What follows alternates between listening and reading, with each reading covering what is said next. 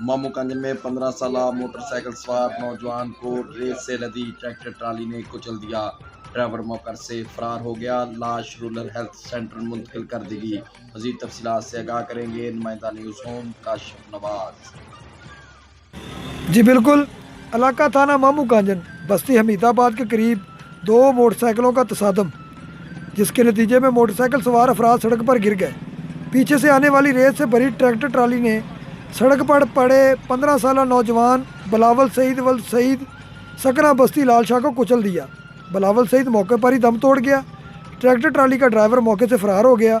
मकामी पुलिस ने नाश अपने कब्जे में लेकर रूरल हेल्थ सेंटर मुंतकिल कर दी और कार्रवाई का आगाज़ कर दिया। कैमरामैन टीम के साथ Kashif Nawaz, News Home TV, मामूगंज।